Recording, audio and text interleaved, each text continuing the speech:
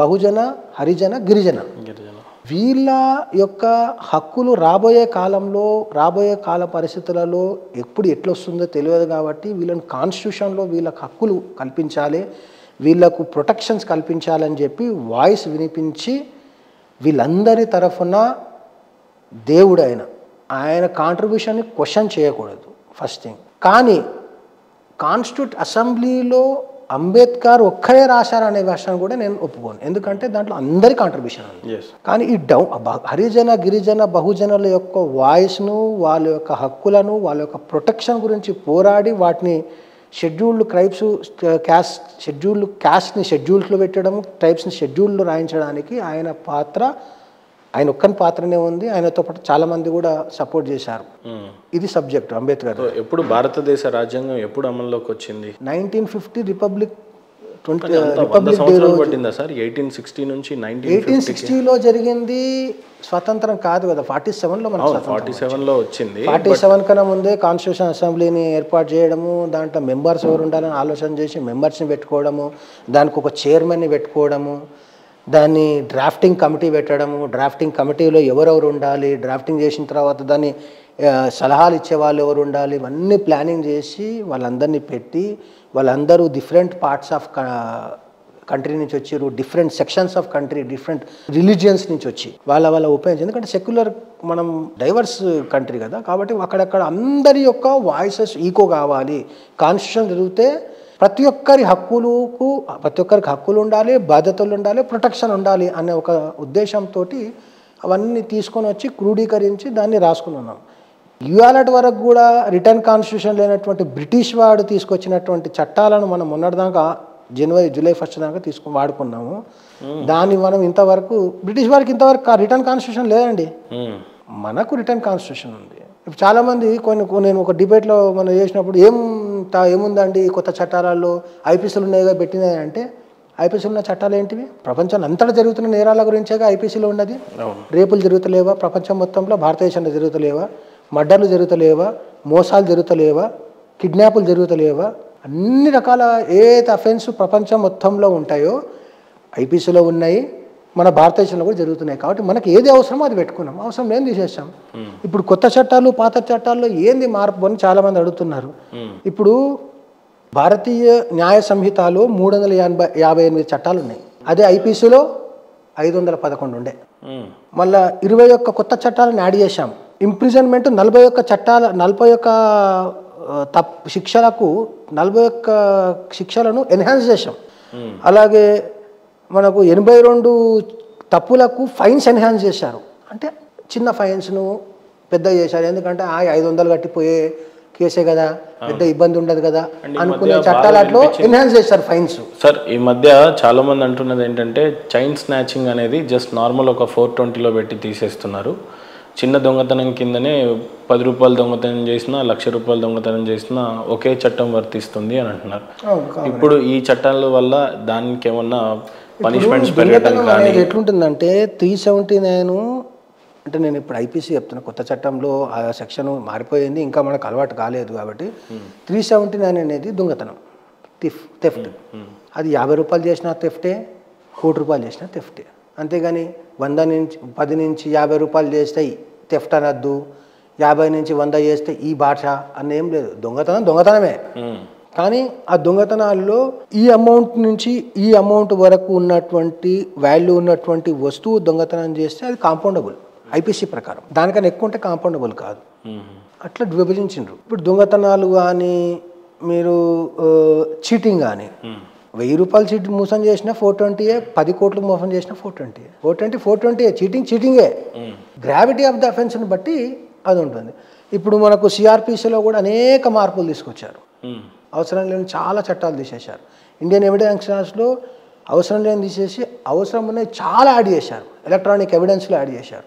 Electronic evidence అని అంటే ఇప్పుడు ఏదో హైట్ స్పీచ్ ఇచ్చేసేసి రికార్డు మొత్తం ఇచ్చేసింది, యూట్యూబ్లలో ఫేస్బుక్లలో అంతా వచ్చేసింది. రేపు పొద్దున కేసు అయిపోయి కోర్టులో నడిచినప్పుడు ఇప్పుడు ఫర్ ఎగ్జాంపుల్ అక్బరుద్దీన్ ఓవైసీ కేసే. అక్బరుద్దీన్ ఓవైసీ నిర్మల్లో ఓపెన్గా పబ్లిక్ మీటింగ్లో 15 నిమిషాలు టైం ఇస్తే 100 కోట్ల మంది హిందువులను చంపేస్తామని చెప్పాడు. తర్వాత నేను చంపలే, నేను అనలే అన్నాడు. కేసు ట్రయల్లో తప్పు అన్నాడు. ఎవిడెన్స్ మొత్తం కోర్టులో పెట్టారు. అప్పుడున్న ఎవిడెన్స్ ప్రకారం అది సరైన సాక్ష్యాలు లేవని చెప్పేసి కోర్టు కొట్టేసింది. ఏంటి వీడియో ఎవిడెంటల్ ఉన్నా కానీ సాక్ష్యాలు కరెక్ట్ లేవని కోర్టు కొట్టేసింది. ఇప్పుడు మాట్లాడమనండి. బట్ ఈ ప్రపంచంలో అందరికీ తెలుసు ఆయన అన్నమాట, కానీ కేసు ఓడిపోవడం లేకపోవడము, ఆ సాక్ష్యాలు లేకుండా బయటికి తప్పించుకునే ఏదో ఛాన్స్ ఉండను ఇండియన్ ఎవిడెన్స్ యాక్ట్ సిఆర్పిసిలో ఇప్పుడు లేదు. ఇప్పుడు అక్బరుద్దీన్ ఓవైసీ ఒకసారి స్పీచ్ ఇవ్వమని ఒకటి ఈ టైంలో ఖచ్చితంగా ఇప్పుడున్న కొత్త ఎవిడెన్స్ యాక్ట్ ప్రకారము ఆయన వాటర్ ప్రూఫ్ కేసు అవుతుంది, 100% కన్విక్షన్ ప్రాసిక్యూషన్. దాని ఫస్ట్ కంప్లైంట్ ఇచ్చింది నేనే. అప్పుడు దాని ఫస్ట్ 2012లో అక్బరుద్దీన్ ఓవైసీ 22 డిసెంబర్ 2012 రోజు నిర్మల్లో ఇచ్చిన స్పీచ్ అది.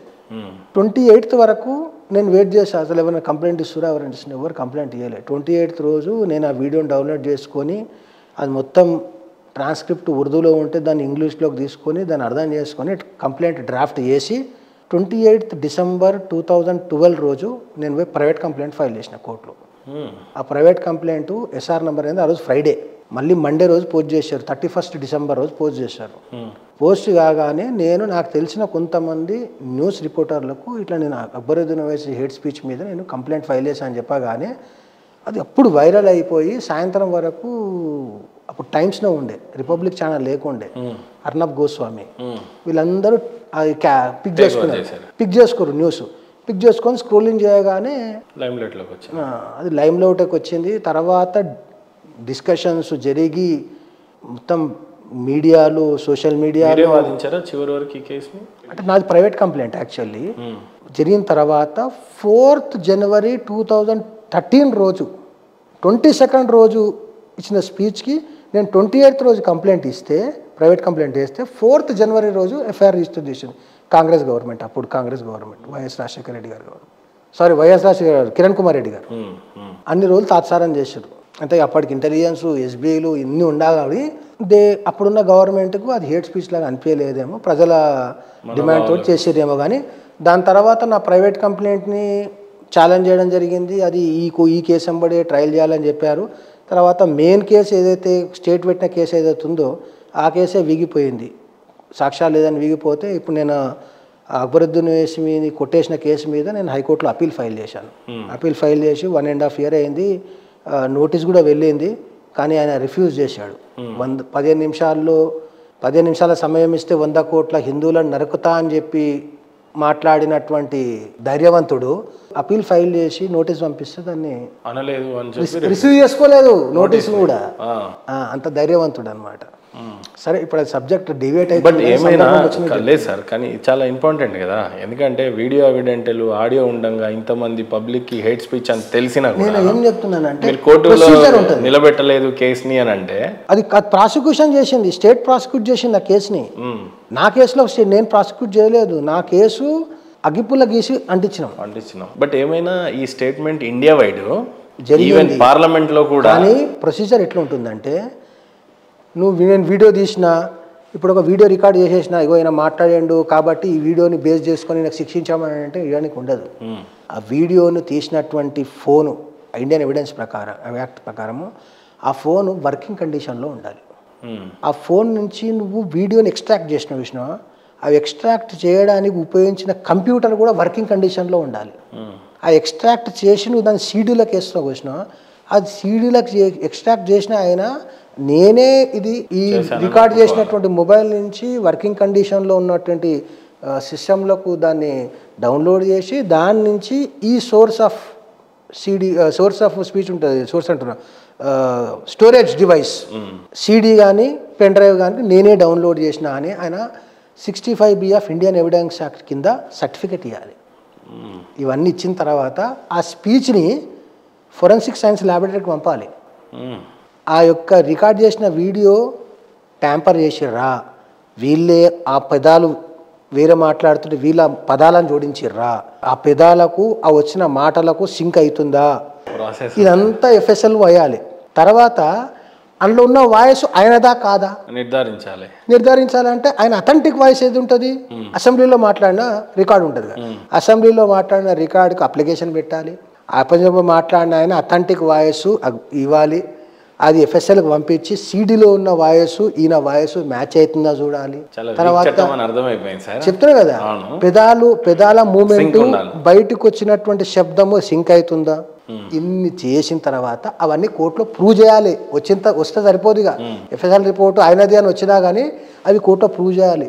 ప్రొసీజర్ ఉంటుంది దానికి. ఆ ప్రొసీజర్ని ఎక్కడ డివైట్ అయినా విషేట్ అయిపోతుంది. బట్ సాగర్ గారు, ఇండియా మొత్తంలో ఈ కేసు కానీ లేకపోతే ఈ వాయిస్ ఎంత పాపులర్ అయిందంటే సిర్ఫ్ 15 మినిట్ పోలీస్ కో హటాదో హమ్ పూరే ఎలక్షన్స్ లో అన్నాడు. 15 సెకండ్ छोटे को रुकाया मैं नहीं तो 15 సెకండ్ కాఫీ हो गया अभी छोटे को रोक के रखा हूं అని అసద్ గారు కూడా చెప్పారు. బట్ ఇంత పెద్ద కేసుని ప్రైవేట్గా పెట్టారు, మీకేం థ్రెట్ అనిపించలేదా? అనేకమైన థ్రెట్ కాల్స్ వచ్చినాయి, అనేకం వచ్చినాయి, ఇప్పుడు కూడా వస్తాయి, అట్లా ఏం లేదు. 2012 డిసెంబర్ 28 రోజు నేను కంప్లైంట్ వేసి ఇంటికి వచ్చిన రాత్రి నుంచి నాకు థ్రెట్ కాల్స్ వచ్చినాయి. కంప్లైంట్స్ ఇచ్చాము. ఆ సందర్భంగా జరగలేదు, కానీ మొన్న రీసెంట్గా 2022లో రాజాసింగ్ గారు ఇచ్చిన స్పీచ్ విషయంలో ఆయనను రిమాండ్ తీసుకెళ్ళినప్పుడు ఆ రోజు రిమాండ్ కాకుండా ఏదైతే మనం రిమాండ్ రిజెక్ట్ చేయించామో, రిజెక్ట్ చేయించిన తర్వాత సర్ తన్సే జుదా థ్రెట్స్ చాలా వచ్చాయి, కంప్లైంట్స్ ఇచ్చాము, ఎఫ్ఐఆర్లు అయ్యాయి. కోర్టులో నేను ప్రొటెక్షన్ కోసం పిటిషన్ వేసిన, కోర్టు నాకు సెక్యూరిటీ ఇవ్వమని కమిషనర్ గారికి ఆర్డర్ ఇచ్చింది, కమిషనర్ గారు పట్టించుకోలేదు. రీసెంట్గా కనీసం గన్ ఇవ్వండి అని చెప్పి గన్ లైసెన్స్ అప్లై చేశాను, గన్ లైసెన్స్ నీకు థ్రెట్ లేదని చెప్పి రిజెక్ట్ చేసిర్రు. నాకు థ్రెట్ ఉంది అని చెప్పేసి నాకు వచ్చిన థ్రెట్ కాల్స్ మీద నేను వేసిన కంప్లైంట్ల మీద 12 ఎఫ్ఐఆర్లు అయినాయి. అందులో 4 అరెస్ట్ చేసిర్రు, వాళ్ళ మీద ఛార్జ్ షీట్ చేసిర్రు. వాళ్ళు అవును మేమే థ్రెట్ చేసినామని చెప్పేసి వాళ్ళు ఒప్పుకున్నారు. ఆ ఒప్పుకున్నటువంటి వాళ్ళకు ఆ కోర్టులు శిక్షించినాయి. ఇప్పటికీ 2022లో నాకు సర్ తన్సే జుదా చేస్తాము, నువ్వు వాడిని ఎట్లా కాపాడినావు రాజాసింగ్ అని చెప్పి నాకు థ్రెట్ ఇచ్చినటువంటి కాల్స్, సర్ తన్సే జుదా, పీక కోసేస్తాము, తల నరకేస్తాము అని చెప్పేసి వచ్చిన ఫోన్ కాల్స్ అవి ట్రేస్ చేస్తే ఇక్కడే హైదరాబాద్ సిటీలో ఉన్నటువంటి కొన్ని బస్సుల నుంచి వచ్చినాయి. అవి ట్రేస్ చేసిండ్రు. ఈ రోజు వరకు దాంట్లో అరెస్ట్ చేసిర్రు. ఆ విషయంలో నాకు ఇంతవరకు ఇన్ఫర్మేషన్ ఇవ్వలేదు, ఇంతవరకు చేసినా చేయలేదు. దాని మీద నేను కమిషనర్ గారికి రిపోర్ట్లు ఇచ్చాను. తర్వాత నాకు సెక్యూరిటీ థ్రెట్ ఉంది కాబట్టి నా పర్సనల్ సెక్యూరిటీ కోసం ఆర్మ్స్ లైసెన్స్ ఇవ్వని చెప్పి అప్లై చేశాను. నీకు థ్రెట్ లేదు పో అని చెప్పేసి, ఇంకా ఎవరు ప్రెజర్లో పని చేస్తారో మనకు తెలియదు, కానీ అప్పుడు నా ఆఫీసర్లు దాన్ని క్యాన్సిల్ చేశారు, రిజెక్ట్ చేసిండ్రు. అప్పీల్ చేశాను ప్రిన్సిపల్ సెక్రటరీ దగ్గర, ఆయన కూడా కమిషనర్ రికమెండేషన్ మీద రిజెక్ట్ చేసేసిండు. ఆ 2 రిజెక్షన్ ఆర్డర్ మీద హైకోర్టు రిట్ వేసాను. హైకోర్టు కన్సిడర్ చేయమని చెప్పి మొన్ననే ఆర్డర్ ఇచ్చింది. అది ఇంకా కమిషనర్ గారి దగ్గర మొన్ననే కమిషనర్ గారు కలిసి ఇట్లా నాకు హైకోర్టు ఆర్డర్ ఇచ్చింది, సెక్యూరిటీ థ్రెట్ ఉంది కాబట్టి పర్సనల్ సెక్యూరిటీగా ఇవ్వమని పెట్టాను. కమిషనర్ గారి పరిధిలో ఉంది, అది దాన్ని ఎట్లా డిస్పోజ్ చేస్తారు వేచి చూస్తాం. థ్రెట్ కాల్స్కి ఏం కొదవలేదు, మనకు రెగ్యులర్గా వస్తాయి. ఫ్యాన్స్ చాలామంది ఉంటారు, వేరే దేశాల నుంచి వస్తుంటాయి, లోకల్ నుంచి వస్తుంటాయి. ఇదే మన రాజాసింగ్ గారి కేసు వాదన సందర్భంగా హైకోర్టు గేట్ దగ్గర నా మీద ఒక అటెంప్ట్ జరగడం జరిగింది. దాని మీద కూడా ఎఫ్ఐఆర్ అయ్యింది. హైకోర్టులో మేము కోర్టులో వాదించడానికి కోర్టు హాల్ ముంగట వెయిట్ చేస్తుంటే నన్ను ఫాలో చేసినటువంటి కొంతమంది కోర్టు హాల్ ముందు నా ఫోటో దించి సోషల్ మీడియాలో దాన్ని పోస్ట్ చేసి ఫేక్ న్యూస్ పెడల్ చేశారు. తెలంగాణ స్పెషల్ పోలీస్ భద్రతలో ఉన్నటువంటి తెలంగాణ హైకోర్టులో నన్ను ఫాలో చేస్తూ కొంతమంది వచ్చి నా ఫోటోను కోర్టు హాల్ ముంగట ఫోటో దించేంత వాడు అంత తెగించినప్పటికీ పోలీస్ వాళ్ళ దృష్టిలో నాకు థ్రెట్ లేదని చెప్పి వాళ్ళు ఉన్నారు. మరి వాళ్ళ అప్పుడున్న పోలీస్ ఆఫీసర్లకు ఏముండదో తెలియదు, కానీ ఆ రకంగా వాళ్ళు ఒపీనియన్ బిల్డప్ చేసుకొని ఉన్నారు. ఇప్పుడైతే అది నడుస్తూ ఉన్నది.